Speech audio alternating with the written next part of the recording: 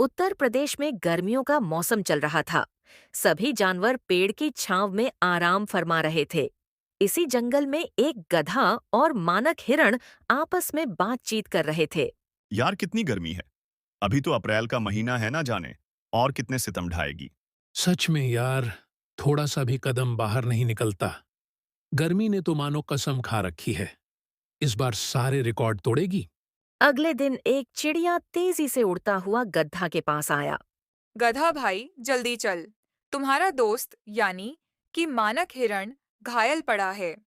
किसी ने उसकी अच्छी खासी धुलाई की है। पक्का किसी हिरनी को छेड़ा होगा। मुझे मालूम था एक दिन जरूर पिटेगा। अच्छा अब जल्दी चलो। हिरण के बारे में सुनकर गधा तेजी से उससे मिलने पहुंचा। क्या हो गया यार? तेरी धुलाई किसने कर दी? मत पूछ भाई, मैं एक पेड़ के नीचे आराम कर रहा था तभी। कैसे हो हिरण? बड़े कमजोर दिख रहे हो। कौन हो तुम? मेरे जंगल में आकर मुझे ही कमजोर बोल रहा है। कमजोर को कमजोर नहीं बोलूंगा तो क्या बोलूंगा? मुझे तो लगता है यहाँ सभी कमजोर हैं। बस बहुत बोल लिया। मुझे बोला इस जंगल के जानवरों के बारे में अनाप शनाप बोल रहा है। अरे गुस्सा आ रहा है, लड़ेगा मुझसे। चल आजा, देखते हैं किस में कितनी ताकत है। उसके बाद मैं उससे भीड़ गया, लेकिन उस कमीने ने ऐसी इतनी बुरी तरह पिटाई की। ऐसी ऐसी जगह दर्द हो रहा है कि तुझे बता भी नहीं सकता। यह तो गंभीर मुद्दा है भाई। एक बाघ खुलेआम सबको धमकी दिए जा रहा है और जंगल के जानवरों की पिटाई भी कर रहा है। इसकी जानकारी शेर सिंह को देनी पड़ेगी। हिरण की बात सुनकर सभी जानवर परेशान हो गए। सभी जानवर शेर से मिलने की सोच ही रहे थे कि तभी शेर भी वहां पहुंच गया। मुझसे मिलने की कोई जरूरत नहीं है। मैं खुद आप लोगों से मिलने आया हूं। तुम्हारी परेशानी मेरे पास भी आई थी। अच्छा भला आराम कर रहा था, तभी एक बाघ मेरे पास आया और मुझे युद्ध करने के लिए बोला। शुरू में मैंने उसे मना किया, बोला कि तुम अतिथि हो, मगर उसने मेरी बुराई करनी चालू कर दी। मुझे गुस्सा आ गया और फिर क्या महाराज? क्या आपने उसे मार दिया कि जंगल से भगा दिया? उसके बाद उस घमंडी बाघ ने मेरी ऐसी धुलाई कि मुझे अपनी गुफा से ही बाहर कर दिया और बोला है कि अगर मैं इस जंगल में दोबारा नजर आऊं तो वह मुझे जिंदा नहीं छोड़ेगा। इसलिए मैं यह जंगल छोड़कर जा रहा हूं। ये आप क्या कह रहे हैं? आपकी राजगद्दी का क्या होगा? भार में गई राजगद्दी। जिंदा रहूंगा तो और कभी राजगद्दी मिल जाएगी। मैं तो कहता हूं तुम सब उसके सामने झुक जाओ। इसी में तुम सभी की भलाई है। ये बोलकर शेर जंगल छोड़कर चला गया। अब सभी जानवरों की परेशानी और बढ़ गई। सभी बाघ से मिलने पहुंचे। बाघ अब शेर की गुफा के पास आराम फरमा रहा था। आइए, आप सभी यहाँ आए। इसके लिए आप सभी का धन्यवाद। मगर आप कुछ बोले इससे पहले मैं कुछ बोलना चाहता हूँ। मेरा नाम काला है और मैं अब से इस जंगल का राजा हूँ। यह बात आप सभी को माननी पड़ेगी। ऐसे कैसे तुम्हें अपना राजा मान लें? अच्छा तो फिर आ जाकर ले दो दो हाथ। देखते हैं किसमें दम है। तुम सभी की भलाई इसी में है कि तुम मुझे राजा मान लो, वरना अच्छा नहीं होगा। बाघ की बातों से सभी जानवर समझ गए थे कि बाघ कितना घमंडी है। वह किसी भी हालत में इस जंगल को छोड़ने वाला नहीं था। धीरे धीरे समय बीता। एक दिन छोटू गधे की माँ की तबीयत बहुत खराब हो गई। वहां के भालू वैद्य उनका इलाज करने पहुंचे। क्या हुआ? वैद्य जी, मेरी माँ की तबीयत कैसे खराब हो गई?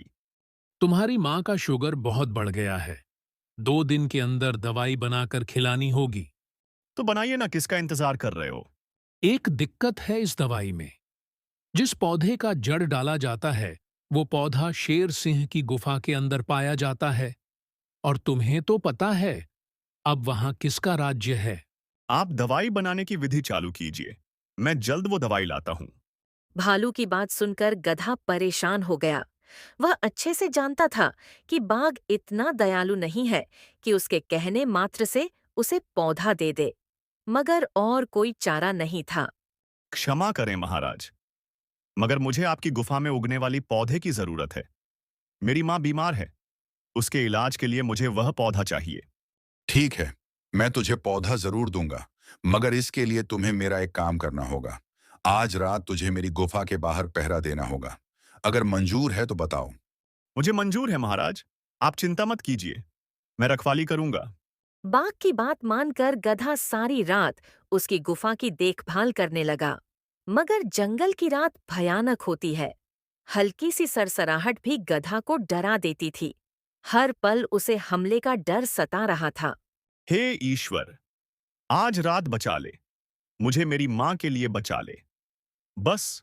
सारी रात गधा गुफा के बाहर पहरा देता रहा। धीरे धीरे सुबह हुई। बाघ गुफा से बाहर निकला। अरे वाह, मुझे लगा था कि जंगली जानवरों ने तुम्हारा शिकार कर लिया होगा, मगर तू अभी जिंदा है। महाराज, जल्दी से वह दवाई दे दीजिए, बहुत देर हो गई है। दवाई लेकर गधा अपने घर पहुंचा। दवाई देखकर वैद्य ने कहा, अरे वाह, तुम आखिर उस बाघ से लड़कर दवाई ले आए। अभी लड़ाई शुरू कहाँ हुई है वैद्य जी?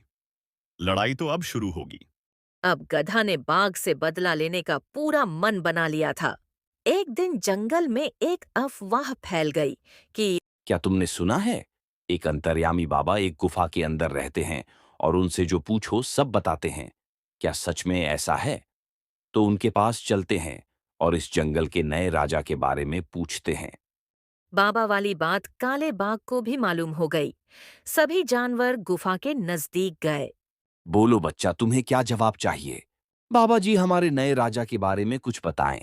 इस जंगल में जो सबसे ज्यादा ताकतवर है वो जल्द मरने वाला है। उसकी राजगद्दी छीन जाएगी। बाघ ने जब बाबा की बात सुनी तो उसे लगा कि उसकी ही बात हो रही है। कहीं यह मेरी बात तो नहीं कर रहा है?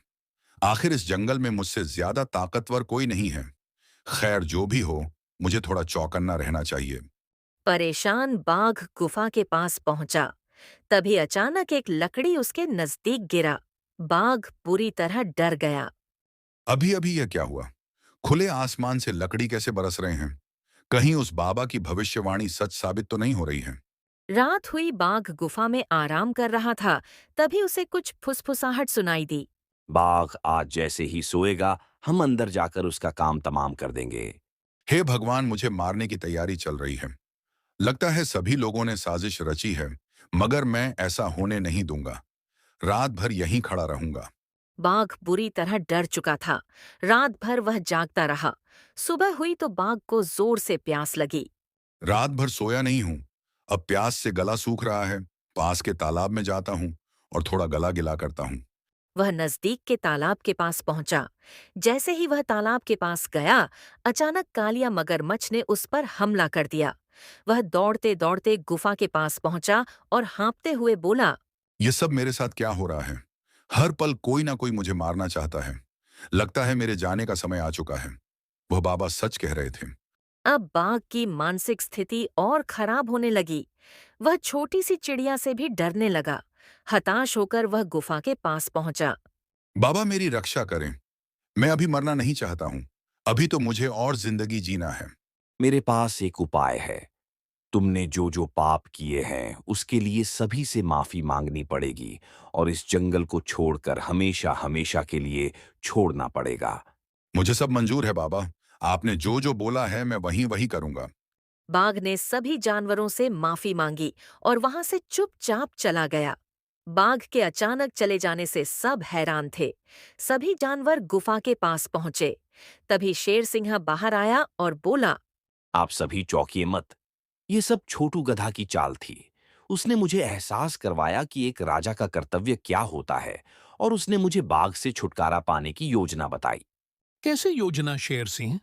बाबा बनकर बाघ को सबक सिखाने के भाई।